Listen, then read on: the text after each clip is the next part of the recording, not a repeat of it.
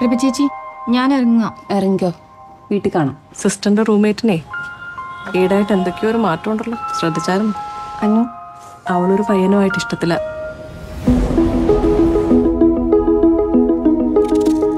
ഇത് പ്രഭേച്ചിക്കാണല്ലോ, made in Germany.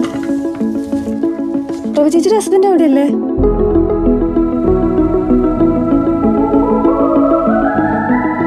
Last time कभी phone किया था उसने?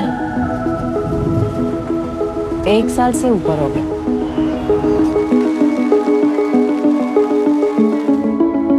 അച്ഛൻ വിളിച്ചേച്ച് വീട്ടിലോട്ട് വരാൻ പറഞ്ഞു. ഞാൻ ചെന്നപ്പോഴത്തേക്ക് അവർ കല്യാണമൊക്കെ നിശ്ചയിച്ചു കഴിഞ്ഞായിരുന്നു.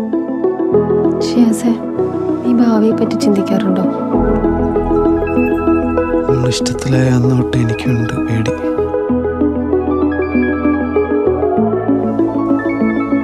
ഒട്ടും അറിയാത്ത ഒരാളെ എങ്ങനെ കല്യാണം കഴിക്കുക?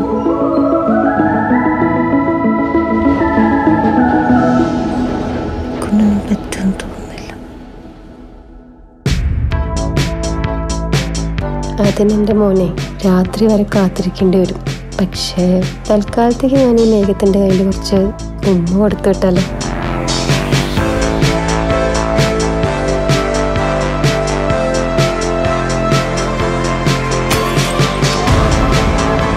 ഒരു 10-15 വർഷമൊക്കെ കഴിഞ്ഞ് എൻ്റെ ലൈഫ് എങ്ങനെയായിരിക്കും അങ്ങനെയൊക്കെ. പക്ഷെ ഇപ്പം എന്തോ ഫ്യൂച്ചറിനൊട്ടും പ്രിപ്പയർഡ് അല്ലാത്ത പോലെ.